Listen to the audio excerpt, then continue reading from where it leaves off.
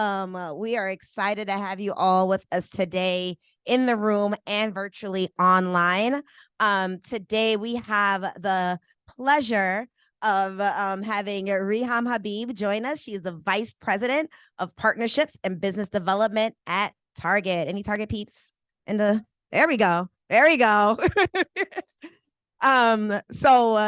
Really excited to have this conversation today about climbing your corporate ladder. And we use the word your intentionally as you create and craft your own journey. I'm not going to steal any of the talking points from Reham, but I will hand it over to her as we get into this conversation today.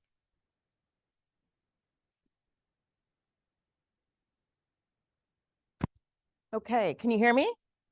All right, good morning. Let's get into it. So couple of things. I am going to do a quick overview of me and my career journey, but we're going to reserve the most of the time so that we can have a conversation. Take your questions, see what you want to learn about me and what maybe I can help you with. So a couple of things that are really important to know about me. I was born in Egypt. My parents immigrated when I was young to the US, grew up down south. We landed in Minnesota when I was in high school, finished high school in a really small town, Mankato, about an hour south of here. And then I went to the U of M. And I love to joke with my parents, it's like, how do you go from, excuse me, being a desert people to taking us to the frozen tundra? I don't know if I'll ever forgive them for that, but family is really important to me. Being Egyptian is very important to me, and being African is very important to me. And it really has defined my identity. And the older I get is the more I kind of entrench myself in that. And it's important for a couple of reasons, which you'll see in a second. Also, I thought I'd tell you what brings me joy, because what has been remarkable about my journey as I look back is somehow I have managed to weave all the things that I care about and that fill me up have come through my career. So we'll talk about passion points and expertise and how you might marry those together. I love music. I've worked with a couple of artists throughout my career. Fashion and sneakers. I have an addiction to sneakers, so that's a problem. The more money I make is the more kicks I buy. And I think I influenced my brother. For those of you who don't know, he owns Studio 23 here in Minneapolis, and the city of Minneapolis just bestowed upon him August 23 a Studio 23 day for his commitment to the community and impact here in Minneapolis, which is pretty amazing. And so both of us have this addiction. Art, anything creative, and then sports. On a Sunday, I'm watching football all day long. When the Wolves are on, true. Except for tonight, I got a thing to go to, but I'll be rooting for you. I'll be checking the app. Okay, so my career journey, a couple of things. I'm not going to take you through all the different roles, but I just want to highlight some key things. I went to the U of M, as I said. While I was in school, I started out at Dayton Hudson Marshall Fields. Who remembers the glory days of Dayton's? Oh, the Oval Room. I didn't have any money back then, but I would go and I would dream, walk around that floor. So I worked in merchandising as a coordinator. That was my very first job in the industry. And I have worked in retail and fashion my whole career. Then I moved into planning. And right after graduation, I got this planning role. And I was at Dayton's for a couple of years. And that role really set the foundation for what my career has become. A couple of years after that, I moved to New York. The minute I got my job at Dayton Hudson, I told all of my account executives, I want to move to New York. I want to move to New York. If a role opens up, call me. So one day I'm in New York on a business trip. We're there to buy the season for Tommy Hilfiger, and I get a phone call. Back then, before mobile phones, the intercom goes off, okay? I am a planner with my senior buyer and the divisional, and the intercom goes, is there a and I'm like, oh God, that's me. Reham, Habib here. If so, you have a call, please come to reception. So I'm like, who is calling me at the Tommy Hilfiger showroom in New York? Turns out it's the account executive from Ralph Lauren. And he's like, what are you doing? I'm like, we're buying the line. And he tells me, there's a job that just came open today. I want you to apply. Can you come interview tomorrow? Bring your resume. I take my butt to Kinko's that night. I have to build my resume from scratch. I print it. I take 10 copies. I don't know who I'm going to meet with. And I go and interview for this job. Make a long story short, 3 weeks later, I got the job and they moved me to New York. So I packed up my little tiny Honda Civic. I don't know a single soul in New York City. I think I had $20 to my name, enough. And I drove from Minneapolis to New York with a friend and ended up in New York for 9 years. I was at Ralph Lauren for 5 years, started out as a retail analyst. When I left, I was the director of planning for men's wholesale at Polo, and was the youngest director that they had ever promoted in the company, which was pretty amazing and fun.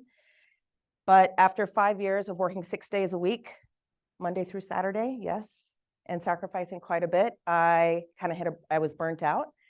And then I got recruited and I went to Nautica Jeans Company and I led their planning department for men's and boys denim. So different experience, different part of the business.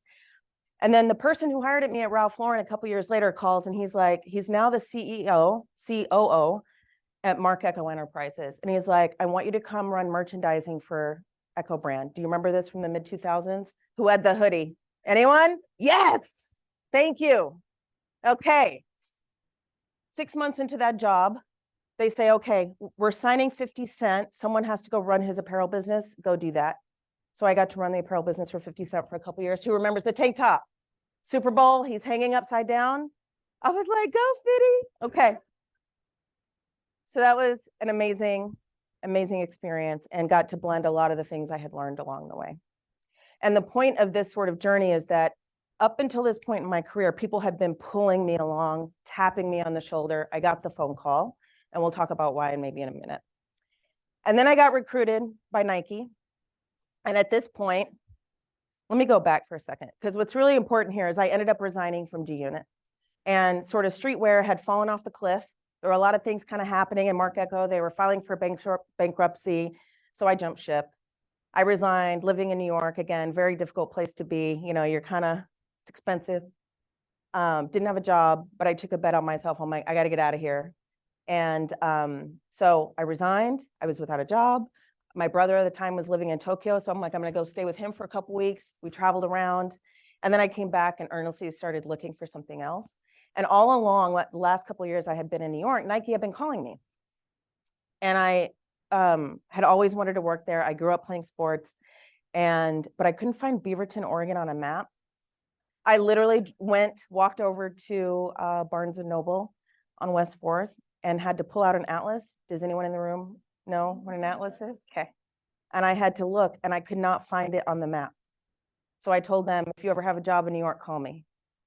Anyway, at this point, I'm unemployed. I get the phone call and the recruiter says, we really want you to come meet with us. Great, I'll go have a coffee. So I did. I didn't end up getting the first job I interviewed for. And it was a long, difficult interview process. I think they put me through 12 different folks. So I had 12 because they wanted me to meet everybody and anybody. But I didn't get that job, which turned out to be a blessing because then they eliminated the job 3 years later and cut the whole team. So God knows what he's doing, right? Okay. A couple weeks after that, they call me again. We have your dream job. The Jordan brand is expanding internationally and they want someone to come up, head up international merchandising. And I was like, say no more. That's my job. I'll do it. So anyway, a couple of interviews. I get the job and I, once again, leave New York, go to Portland, Oregon, where I don't know anybody and haven't met anybody. And I work at Nike for 13 years.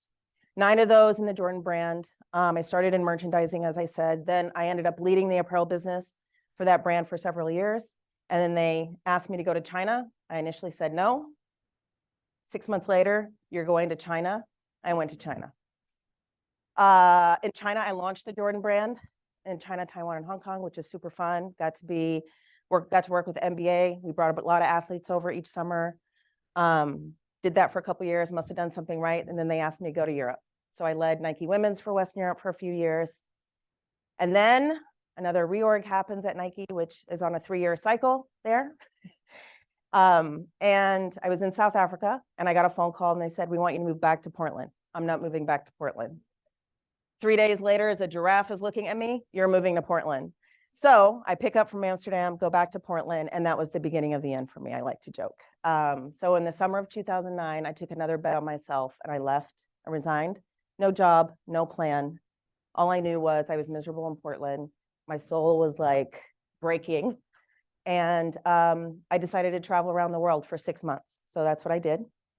And then the world started shutting down. And I realized I was homeless, living out of suitcases, things in storage. So I ended up coming back to Minneapolis to stay here. My brother he lives in Edina. and he needed help with the kids. And so I decided to come here, and my family's still close by, which was great. And then while I was here, Target called, had a couple of conversations, ended up with a few job offers, one back in New York, LA, and then the Target one came, and I thought, I hadn't been around family for 20 plus years. Why not? I'll give it a shot. And so here I am. And so now, whoops, I am leading strategic partnerships, and as of Wednesday, accelerators for Target. So that's really fun. Big surprise. I keep hitting the wrong button. Sorry about that. And so the result of that journey is that I've been around the world a few times. And I like to, one quirk about me is I like to use the airport codes because I travel so much for the cities. So PVG is Shanghai. The rest of them are probably self-explanatory. The ones in red are the places I have lived because of work.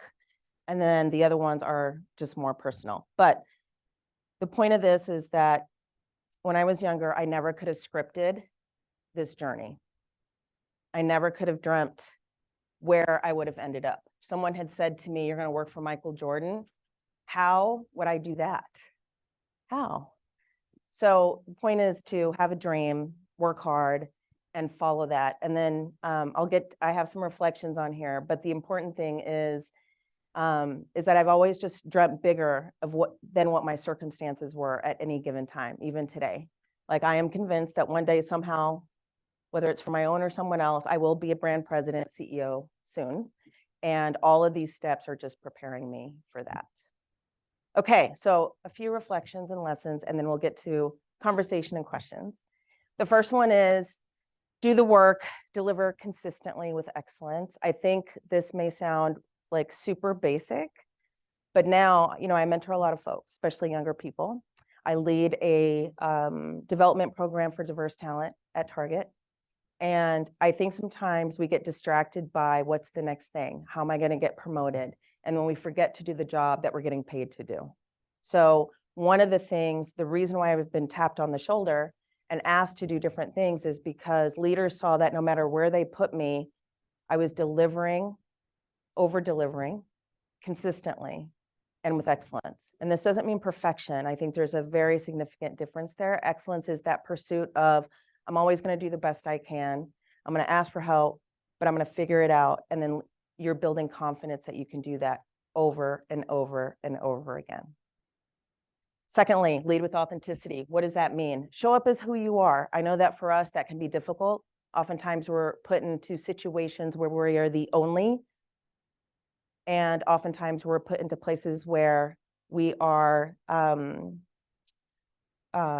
needing or feeling like we have to dim our light. I'm here to tell you, do not do that. Find a way to bring your voice, who you are, to your work and what you do. And if you can marry that with your expertise, your career can also be limitless and it can take you some surprising places. Nurture relationships, and then be very aware of the importance of having mentors and sponsors. And those are two very different things, okay, which I will explain in a second. But nurture relationships. Play nicely in the sandbox with others. Again, it sounds very basic, but you want to be the person that pulls people together versus repelling people away, okay? So do people want to work with you? If there's an important project at work, are people tapping you and saying, hey, we'd love to have you on this? And then mentors and sponsors. So mentors. There are people around. Think about who you work with, who you are connected to, who can coach, give you advice, and be there for you. And they create safe spaces. Sponsor can also do those things, but the key difference in a sponsor is that person has authority and influence within your organization and will speak on your behalf when you're not in the room. So think about that, of who is that? And if you don't have that in your organization, go get them. And the way to do that is, again, to nurture those relationships and make sure, like if you are tapped to do a project with leaders, when that project ends, continue that relationship, bring them into the work that you're doing, ask them questions, ask for feedback. And by doing that, those leaders who are not directly tied to your work every day, like not your direct managers, but they lead in other areas of the organization, as they have opportunities that open up on their team, guess what happens? Because I do this now with people. What about so-and-so? She's amazing. Did you see what she did on that? and they'll speak on your behalf and they will help pull you forward. And I really believe that that has made the difference in my career. For a very long time, I was not aware of these things. So now as I share my experience with others, I always hit this point really hard because no one explained this to me. And I think that my journey would have been easier if I had known that way earlier. And so the importance of mentors and sponsors, and we can talk about later if you have any other questions or if there's anything I can help with. Have a growth mindset. I think I cannot underscore the importance of being curious and remaining curious. Nothing irritates me more when I come across somebody at work and they're a know-it-all and they feel like they've done it and seen it. And when they start in sentences repeatedly with, well, we used to, okay, look, it is 2023 and everything is changing by the week. So stay curious, be a consistent learner, be the person who's always willing to try something new, take calculated risks. But that growth mindset is really important because when you marry your skill set, your experience, and a growth mindset, you are unstoppable and you can learn anything. Okay. And then the last one, say yes, even when uncomfortable. I think what my career shows is, again, I never could have mapped that out, but as opportunities presented themselves, even though they were scary, I said yes. And that's what's led me to be here. And I want to be clear too of making sure that when you are saying yes, those opportunities are aligned with who you are. So don't do something if it feels wrong to you. But if it's scary and it's making you uncomfortable, that's the thing to say yes to, because growth never happens in your comfort zone. It just doesn't. So be willing to take that risk, bet on yourself, trust your instincts, as we heard earlier this morning, and you'll surprise yourself with where you could be. And then the last thing I want to throw out is I have developed, based on what Patty Sellers has said, she is an award-winning multimedia journalist for Fortune. She's the former managing editor at Fortune magazine, and she started Fortune's Most Powerful Women conference and list. And she developed this analogy that so many business leaders across the world have talked about, that the best careers are a jungle gym, not a ladder. So I'm actually changing this session of climbing your corporate ladder to how do you build your jungle gym. And the reason for that is ladders are limiting. People can move up or down or off, but there's multiple ways to get to the top of a jungle gym. All right, that's all I got. Thank you. All right. We are going to move into a quick fireside chat, as we like to call it. I have a couple of questions here for Reham, and then we'll open it up for questions from the audience as well. So start thinking about your questions.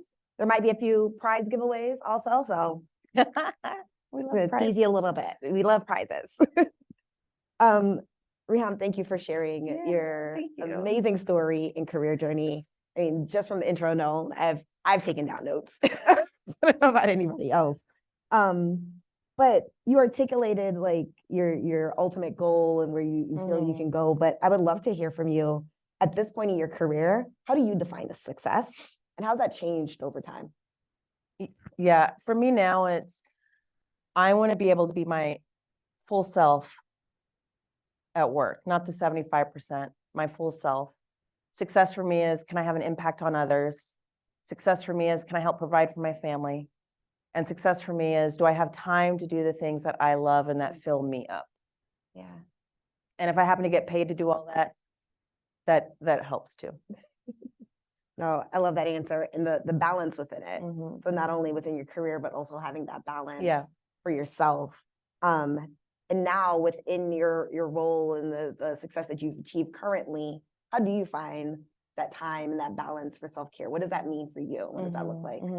I'll tell you that up until, the majority of my career, I had no work-life balance. I was working 60, 70-hour weeks for over 20 years.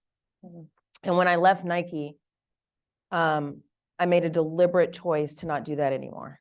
I realized like I was missing out on so much of my life. I had sacrificed relationships. I had sacrificed my health, both mental, physical, emotional.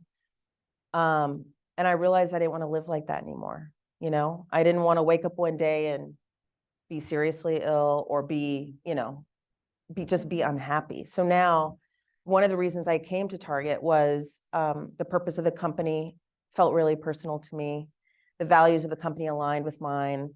And I felt like I might have an opportunity to just be myself here and have a life outside of work. And now I do. And I feel really blessed that I'm at the point in my career where I can draw those boundaries. You know, obviously there's nights where I do work late or I may have to work on a weekend, but those are the exception now. And for me, self-care looks like I can take a trip. I just booked my New Year's trip this week. Yeah. So that always fills me up. I spend time with my family, my niece and nephew. They're young. That brings me a lot of joy. And then I also, you know, spend a lot of my time both at work and beyond those hours, just mentoring younger Black and Brown and just diverse talent specifically at Target, because I feel like that's really important. And I like to have fun. So I'm at Wolves games, Vikings games, went to see Wu-Tang and Nas, which was fun. So I make time for those things now, where I spent many years not being able to do those things. Building off of that and reflecting on that now, what advice would you give your younger self? Don't do what I did. No, I think like, especially back then, it's a little bit different now because I think a lot of employers have realized that, especially the younger generation, isn't going to put up with that, right? Yeah. But when I was coming up, I mean, that was what you had to do. You had to put in the work and you had to kind of build, you had to build credibility. And I didn't, the advice I guess, let me just answer the question. The What advice advice would you give your younger self Yes. today? Today, I would say just be who you are. I think I spent so much time trying to conform into what I thought every place wanted. And I think if I had just brought my authentic self and just be who I would have been, it would have been easier for me. But I learned that lesson late. Sometimes I'm a slow learner. Yeah. Talking about late lessons, you talked about didn't learn about the need for mentors and sponsors until later in your career. Was there a point in time when you realized that the way you thought about your career or articulated what you wanted would need to evolve in order to accomplish your goals? For sure. I think when I first landed at Nike is when it really hit me because it was the largest organization up until that point that I had worked at. It was also a matrix organization, which I had never worked in. All the other brands I had been were, you know, hierarchical. And it was then that I realized, to what True said earlier, the intentionality of like, you have to be intentional about your choices and where are you spending your time outside of, again, your core work. But I realized, okay, I've got to purposely network with people. And like, it felt really weird to say, hey, could we get a coffee? But it was a thing at Nike. At Target, they call them a get to know you. But I needed to spend time doing that and building relationships. And I had the person who hired me into Nike, into the Jordan brand, was amazing. And within my first year, he pulls me into his office and he was like, have you met with Charlie Denson? Charlie Denson was the co-president of Nike at that time. No, sir, I have not. He's like, okay, well, we're going to get you a coffee with him. And then here are 10 other leaders I want you to meet with. When you're done with this list, come back and report to me. And it was a daunting list, but apparently he had talked to all of them. So when I reached out, they're like, yep, set up the meeting. And I did. And from that point on, it clicked for me, like that I need to do this so that they knew my name. They'd see me on campus and say hi. And then again, as opportunities came up, I got volunteered for a lot of work, extracurricular work. But in the process of that is I got to learn from some amazing leaders. I was given the opportunity to go into rooms that potentially would have been closed to me otherwise. And so that was a vital lesson at that point. As you think about those mentorship and sponsorship relationships, how did you walk into those moments? Like, what was your intent, your thought? Like, how did you prepare? Because we hear about mentorships and sponsorships a lot. A lot of times, especially if it's not comfortable, you're like, well, what do I say? What do I do? How do I make the most out of those moments? Yeah, so I usually have a really simple formula is I want to give them an overview of who I am. I want to ask them about themselves. And then I always prepare 2 to 3 questions that are very specific to what that person does. And then from there, you know, like some people you meet and you don't really hit it off, and that's okay. I think what's really important with mentors in particular is build those relationships with people that you feel the connection to. And then with the sponsors similarly, but the important thing is to follow back up with them. I'll tell you one thing, the amount of people that come into my office, proverbial Zoom screen, our office, and want to meet with me, but then I never hear from them again, even though I extend. And so the ones that come back are the ones that stick out to me, right? So remember that if a leader says to you, yeah, reach out anytime, well, then you should reach out and follow up, because most people do not. And so that's actually how you just build the relationship. So while it may feel unnatural in the beginning, the more you talk to that person, you'll find things in common. I think I find a great way is bring something that you want perspective on into that conversation and ask them for their thoughts. You know, because then they will expend energy on your behalf and you'll learn something from them too. And then it becomes a mutually beneficial relationship. Thank you. So you've talked about your career journey. You talked about one of your learnings was like leaning into the yes. Can you walk us through a moment in your career journey where you paused or questioned a decision and how you navigated that and leaned into that yes? Yeah. So the first time I was asked to move to China, it was really hard because I had been in the role that I was in, leading apparel for Jordan for 4 years, and I was feeling really stagnant and stuck. And I was pissed off that I wasn't getting promoted because I was literally doing the same job as my counterparts, and they were all VPs. And at the time, that role was a senior director, and I was the only person on the Jordan leadership team that wasn't a VP. And so when the role came open for China, there were a couple of things happening. One, the compensation. The person who was hiring me was the HR person was saying it was an expat role where they help you financially to move overseas. And they told me, well, we don't know if you're going to get that package. Well, why wouldn't I be the one that got the package when everybody else gets it? So I was like, okay, well, I'm not going without the package. And then it wasn't a VP job. All the other GM roles in China were. And so I said no because of those two reasons. And then when they called again, Mr. Denson at the time, the co-president who I had met a few years back in that first one-on-one, he's like, I need to see you in my office. Okay, great. So I walk over, I have no idea what it's about. And he said, I know you turned down China, but we need you to go there. We have tried to find someone and you're the only one who can do it. I'm like, well, I was told that I potentially wouldn't get a package and it's not a VP job. So why would I go? It's going to be a hard role. It's basically being an entrepreneur in China because it was going to be a really small team. We're going to have to live off the land and make miracles happen. And he was like, well, who told you that? HR. Okay, well, we're going to take care of that. And that's ridiculous. And you should have come to me. Why would I pick up the phone? Okay. All right, Mr. Denson. Yeah. And then he's like, well, we can't make it a VP job because it is small, all the reasons, but you'll get there, but just it'll be fine. So he took care of the financial and I just went on faith with the promotion. So I went to China as a senior director. And then when I went to Amsterdam, it became a VP job. But that pause of saying no, because it felt wrong. And I knew what I deserved. And I was I was frustrated because throughout my Nike career, I had to fight for every compensation package as I had 5 jobs there in 13 years. Okay. Outside of the first one, when I was hired into the company, every single time I had to negotiate. And it was a really rough process. So imagine what that does to you, right? Like it works on your self-confidence. You get frustrated. I was frustrated that people didn't see my value, but they just wanted to, I felt like I was given bigger jobs. So the compensation should just come with it, right? But no, every single point of that was a difficult conversation. So did I answer your question? You did. Okay. So the point of that is when they made the financial package proper, I was like, okay, then I could, then the fog lifted and I could see the opportunity for what it was. I could go build a business from scratch. I could go to another country and be successful. I would learn about a new culture and I could travel throughout Asia by living in Shanghai. I'm like, why wouldn't I do this? I don't like Portland. It's dark, gray, rainy. The sun never shines. And there are no people that, well, I shouldn't say no, very little people that look like us there. So I went and it turned out pretty well. What I love about that also is that you said no, but you didn't close the door. So like the conversation was like, you're very clear on what it would take to say yes and being able to stand in that, allow the opportunity to still be available in the future.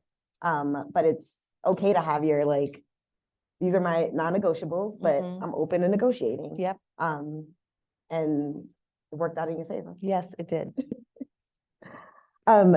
You've had a lot of amazing opportunities throughout your career, but I also know you've worked really hard. And sometimes when you're in the middle of the grind, it's hard to kind of look up and see. How do you pause to celebrate your wins, your successes? What would you do better if you don't? Pause for that. You know, I never used to celebrate because again, you were head, you know, like you said, Yeah. head down, just focused.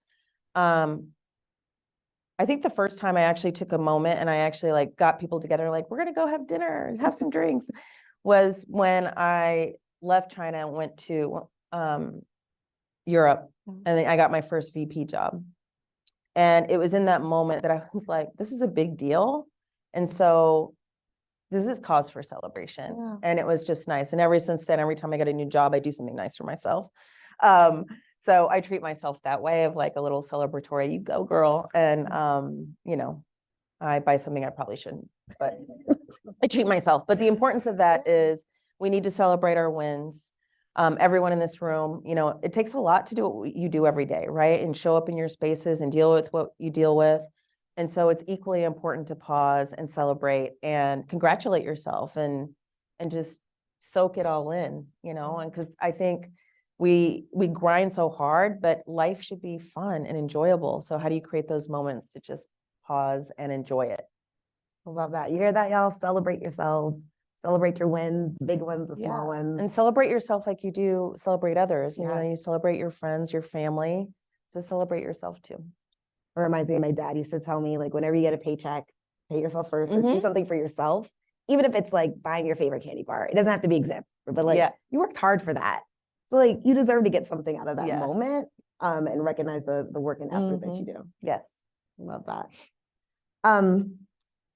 I'll open it up for any questions from the audience as you think about not climbing your ladder, but building your jungle. Oh, we had a couple. All right, Eric has the mic. All right. Hi, my name is Kristen. I know you talked about one of your bullet points was do the work and deliver excellence consistently. No stranger to that. However, I know with good work comes more work. It always does. Yeah. It's not like do the work and it's like, great job, we're going to pay you more money. It's more like, I have like 8 more projects I want you to do. So how do you navigate those spaces in which trying to make sure that, yes, I want to do the work and I want to say yes to uncomfortable situations while also not putting myself in a situation where I burn myself out? Because then I have no one to blame but myself because I want to say yes to everything. Yeah. And I want to build credibility, but at the same time, I also know my bandwidth is limited. So how do you navigate those situations? I think what I would say is just be honest with your manager or leader about, I would love to work on that. Is there something that you can what can we deprioritize or what can we take off my plate? And just be really open with them about what you're currently working on, what your slate looks like, how much time it's taking from you, and just be honest, because it sounds like you've already earned that, the ability to do that because they're giving you more work. And I'll tell you, if you don't say something, you're just going to keep getting more, right? And you can always say, hey, I would love to do that, but right now I can't take it on without something else. I don't want to negatively impact the other work streams I'm leading. And I don't want my other work to suffer. And then just partner with your leader to figure it out. But I think that transparency and the openness, because otherwise they won't know unless they're very, present and checking in on you to see how your capacity is. So I would just have the conversation. Thank you. It's a good one. I'll say that conversation always feels scarier than it actually is. Yeah. You'd be surprised. But leaders will, they'll appreciate that, especially if you can walk through and say like, here are the things I would deprioritize, or I would maybe give the opportunity to someone else to work on. And you can also do it that way. Thank you, Reham, for sharing everything that you have today. Building off of your first learning, you said doing the work will help you build credibility. But on the other side of that, sometimes you have moments where you do the work, but there's some failure, there's some mistakes, and sometimes that impacts your credibility with other stakeholders. And so can you speak to any moments where you've had some failures that have impacted your credibility, and how have you worked to build that back? Or how have you had your mentors or your sponsors then kind of step in the gap for you and make sure that, that isn't impacted? Yeah. I mean, everyone makes mistakes. No one goes throughout a career without a mistake or a failure. I early on, probably my second year at Ralph Lauren, I made a $25 million mistake. When those things happen, the important thing is to you be the one that calls it out, approach it head on, and then also as you're having that conversation, identify what went wrong and how are you thinking about the future so it doesn't happen again. And I think more important than the mistake, what leaders look to is how do you recover and do you have a plan? So I think if you can articulate that in the sense of being, again, you'll see the theme of being transparent and honest of, hey, here's what happened. This is how we got here. But out of this, these are the 3 things that I've learned, or these are the things that we're going to change. Then automatically it shows professional maturity. It shows self-awareness, and it shows, again, that growth mindset, which is really important. And you will find that, I'll be honest, sometimes you get dinged for the mistake too, right? Because business is a contact sport and you're only as good as your last result. But in the long term, if you kind of take that approach, you'll be able to bounce back. And that is also why it's important to have sponsorship, because those people will then advocate for you. Like, yeah, she made a mistake, but look at how she's handled it, right? And so that sponsorship, and you also want your leader to be a sponsor for you so they can advocate for you too. Thank you, but I would like to follow up. $25 million. Most people don't walk away from that. Is there something unique, or was it your relationships that strong, or had your results been so strong up to that point where you had the credibility? Or I'm in awe of that. I'd like to understand personally how you navigate through that. Well, it was pretty complex. So, but bottom line is, at the time, I was still a retail analyst. I wasn't leading the team yet, and I was working on the Neiman Marcus account, and I had messed up their order. And the way it happened, it was a $25 hit to Polo. And so as soon as I realized what happened, I spent the next day in terror, but I spent the next day figuring out what could I do to mitigate. Was there anything I could do to mitigate? There wasn't. So it was just going to be $25 million gap. So I went to my boss and I said, okay, listen, I'm gonna share something with you. And I went through those kind of 3 things. But yes, up until then, like, again, I was, but at that point I was working 6 days a week. Everything they threw at me, I was getting done. At that point, I was one of the few planners that the merchandising leadership team was pulling me into conversations on to review product. So they trusted my product eye as well. And then my boss knew that, like, because he could see I was so upset and like terrified, I think he took pity on me too. But because I was, he always said, like, you're my strongest player. He had faith in me and he had belief in me. And so that credibility helped. But I think the way I approached it and the maturity of, it's not going to happen again and I already had the solution in place. Yes. I'm just wondering if you could expand on the difficult conversations you've had at Nike and other employers, making sure that you're being seen for your value, paid for your value, and if they're making an offer, how you're kind of getting the most out of that to climb your corporate jungle gym. Yep. I think one of the things I always remind people is, as you're doing the work and as you're delivering consistently with excellence, you also have to make sure that you're telling your story, right? So as you were meeting with your leader in your performance review sessions or in your development conversations, if you have those in your organization, I hope you do, or as you're meeting with your mentors and your sponsors, socialize the work that you're doing, talk about, the work and your impact on the work and your leadership. So that way, when those moments come around, you've got that storyline built. And so you go into those conversations with, here's what I'm delivering. These are the type of work streams I'm leading. This is the outcome of all of those things. The outcomes are really important. You can point to whatever the metrics are that your work, if it's revenue, profitability, if it's promotion of people, if you're a people leader, any of those things. You've developed a new process, Make sure that you are telling your story. Don't assume that people will remember or know. People are busy, okay?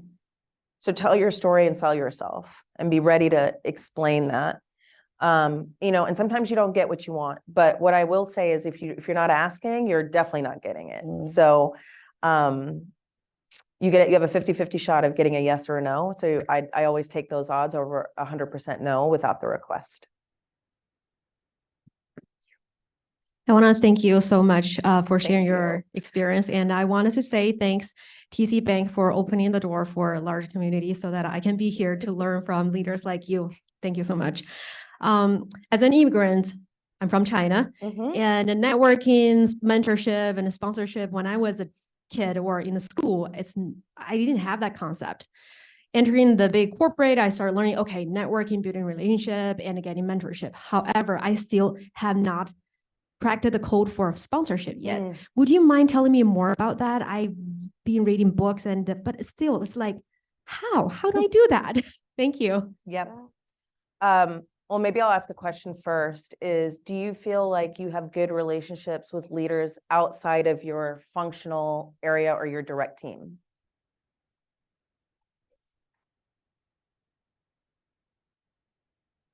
Build that relationship. Oh, thank you.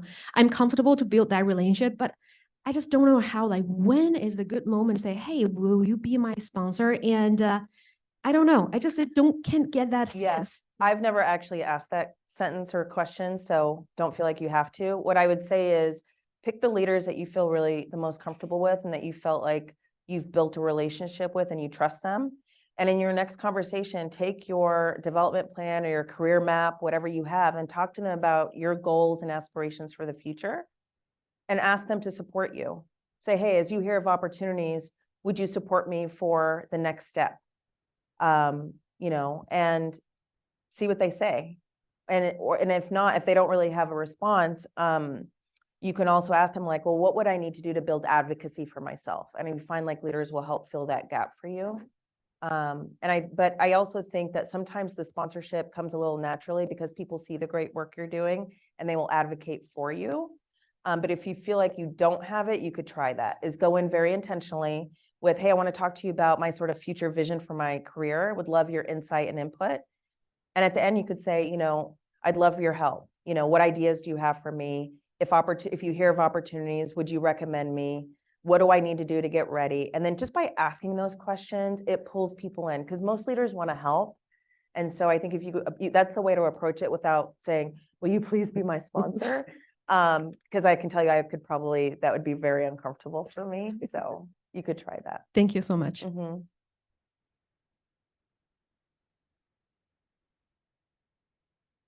Hi, my name's Jennifer. I think the reason why you didn't have as much fun in Portland is because we didn't connect. I was there at the same time.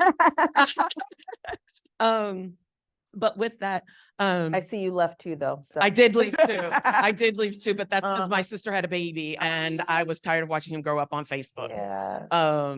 But my question is actually about a definition or a word that I learned here at General Mills from Dr. Aretha Clark King.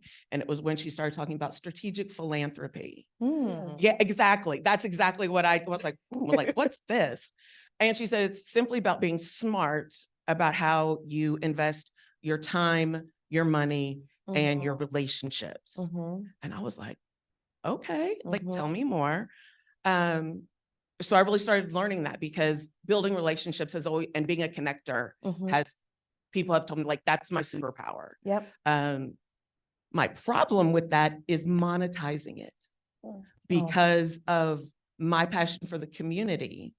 So my question kind of is around like, you know, with having that type of being a connector, monetizing that in one framework, but then also when you do that and you do it well, I have found that I'm put in situations where I feel like I do have to dim my light, or other people who are in superior positions don't want to let me shine. Yeah, I think people are relating to what I'm talking about. Yes. So then my question with that is like, how have you been in situations like that? Mhm. And if okay, and if so, like how have you navigated like being overlooked or those kind of like hater like situations or people then trying to micromanage and control you? Oh my God. You and I needed like a one-on-one for Okay. an hour. So just look me up. We'll set up time. But okay, that's a loaded question. Here's what I would say. You need to advocate for yourself. And I would say it's a big world out there. If you are consistently in places where they don't see your value, go find another place to be. I mean, it's as simple. I know that is easier said than done, but you're a connector. So how about you turn that superpower back on yourself and connect yourself? Right? You're so busy connecting other people, which is such a gift that you're giving the world. Don't forget about yourself in the process. So use those skills to network, find your next thing. If where you are is not feeding you and if they're not seeing your value. But again, part of that is, are you telling your own story? Are you celebrating your wins? Are you going and saying, hey, you know, I got these accolades from this other leader for this project I worked on. Forward them the note, you know, forward your leader that note from the other leader, things like that. How are you building your story? And how are you spreading the love for yourself and letting people, in a way, obviously, that's confident yet not arrogant, but you need to share that so that people know the impact that you're having. And then, you know, sometimes it's time for a change. And that change can come within your same company. I'm not saying you have to leave, but like maybe there's another area that would love to have you there and that you could apply those superpowers in a different way. So, you know, sometimes it does take patience at times, you know, nothing happens overnight, unfortunately. And I feel like, you know, at various points in my career, I've had to fight really hard. And so that can get really tiring and demoralizing. And I think the thing I realize now is everything happens for a reason, even though I don't really like saying that, but I just have a lot of faith that the universe, God is guiding me. And that what I have learned, probably my biggest lesson is no matter what, everything works out for the best, right? So you may hit a roadblock. I was in a job for 4 years, like I said, multiple times, like, why am I not getting promoted? But it all worked out in the end, right? And so that's what I would say, connect yourself, celebrate your wins, socialize that, and then try to find out like where, because you are doing great work, I can tell from your energy already, that you probably have sponsors you don't know. So like think about who's supporting you, and maybe they've got an opening on their team. And you know, I always say like try to go where the energy is, and that will help. But just never lose faith in yourself. And if that means you have to find your sort of board of directors to keep you sane, you know, your work buddies and where you can vent, do that. But go where the energy is. And if the energy isn't on the team that you're currently on, go find another opportunity. So hopefully that helps, but we can talk more directly. Thank you. Great. I look forward to it. I think you had a question up here. Yes. Oh, okay. Okay. Yeah, we have a few in queue, so I will take your question. We're getting close to time, so there's one in chat and 3 hands. So Okay. we can make those concise. We'll try to get back on track. So I'll start with the one from the chat. Amelia had a question. She said, you mentioned early in your presentation that you made some sacrifices. Her question was, if you had to go back, would you make those same sacrifices again? That's a great question. It is. Yes, but for not as long as I did. I mean, as you are building your career, it does take sacrifice. No one gets to a top seat without giving up something, personal time. You know, I was living in New York, you know, in my 20s and early 30s, and I worked hard, played hard. But yeah, I would do it again. Maybe not, definitely not to the degree, but at that time I felt like I needed to, because again, I was, you know, in working at those companies, I was often the only woman, only Black woman, only woman, period. And so, or the youngest in the room. And so in order to build that credibility and to kind of make that name for myself, it's what it took at the time. But again, the world is very different now. So that's a blessed thing. But probably not to the degree, I would say, that I did. Hello, my name is Anaya, and I am in IT. And sometimes as women of color, we can be the only one on the team. I work for a global company, and how do you continue to build your brand being the only one, probably the first one on the team? Yeah. I lean a lot on this idea of credibility and results, and let them speak for themselves. And then finding allies. They may not always look like you, but you can find allies throughout, even if they're not, again, on your direct team. So this idea of, how do you build and nurture those relationships so that you can get support? And maybe that support comes from a place that, people don't look like you. I'll be really honest. My biggest advocates were white men throughout my career. And sadly, a lot of the, female or women leaders that I worked for, I didn't feel supported or advocated for. So you find your allies where you can. But just by being who you are, speaking up, taking the seat, when you walk into a conference room and you're having a meeting, don't sit in the back of the room, sit at the table. Don't wait to be invited. You're in the meeting for a reason. So just those small things of take your space. If you have something to say or an idea or a question, ask it, say it, and shine your light. Good morning, everyone. I love the outfit, by the way. Thank you. RJ. Yes. Except for the sneakers. Yes, I work at US Bank, and so my friend and I always joke around when we see Target employees because they're always so colorful. But a question that I had for someone who is still early on in their career, what advice would you give them trying to navigate the corporate world, but navigate the corporate world from the perspective of, I'm an immigrant as well, was born in Liberia, came to America when I was little. And so trying to navigate two cultures and still, in the corporate world and try to do everything that, they say that you should do to get up. Yeah. So what advice would you give that person? I think the biggest piece of advice is the first thing of deliver consistently with excellence. And then number two is know the game, learn the rules of the game of where you are. So I like to use the analogy of, if you've played basketball your whole life and then you want to shift to go play volleyball, you can't go into the game trying to do the rules of basketball, right? It just doesn't work. And every company has its unspoken rules. We've talked about this, Stephen, they're like sort of these straightforward rules of conduct, and then there's the unspoken ones. And the faster you can learn those unspoken ones, the better. What type of communication styles work? Some places are very Minnesota nice, passive aggressive. Other places are very direct, and I've worked on opposite, on both sides of that spectrum. Some places are very hierarchical. You would never go ask for time with an SVP. Other places, they welcome that. Some places don't want the young junior members on the team to speak up if leaders in the room. Other places welcome that. So you have to understand the rules of the game and then figure out for yourself how you're going to play that and play, but how do you maneuver through that by being who you are and without giving up who you are? And I think if you can balance those two things, that will help you as you build your career.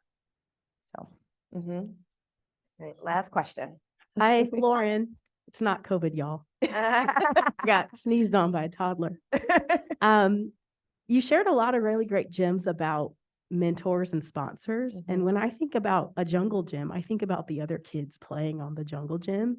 Are there any lessons that you can share with us about the coaches or peers that might have helped graft you on your career? For sure. And mentors don't have to be a leader, someone higher level in the hierarchy. A mentor can also be a peer mentor.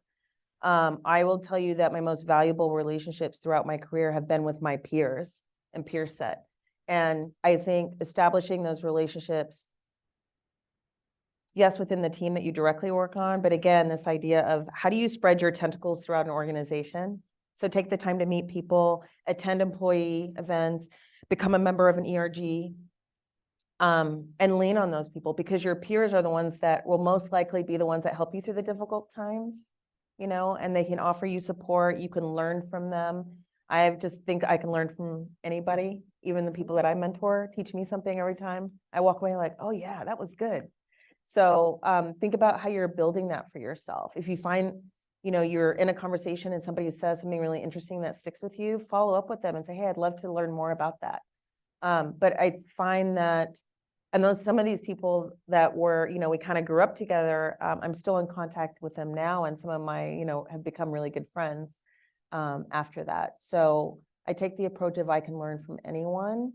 And I think to stay sane in corporate America, you have to have those peers that you can trust and rely on and share things with, the good and, the good and the challenging days. And so just making sure that the nurture relationships goes across, not just up. And they also go down too, so again, I mentor a lot of more junior members of our target team. And that to me is some of my most important work that I do now. And so the relationship building just in general is really important. So hopefully that helps. I was a share for like peer mentors where folks are today. Mhm. It's not where they're going to be tomorrow. Right. So And that's why they- the tentacles are Yeah. important, because your peer today that works with you on the same team might end up in another function. And then they hear about a job and then they're like, hey, Yeah. you'd be great for that. Come on, apply. It's getting posted tomorrow. They give you the inside scoop. And so, and they, you might get promoted ahead of them and then you're pulling them forward. So it's just tentacle, like be an octopus, put your tentacles through an organization. You never know where they're going to be. Well, thank you. Thank you. Thank you.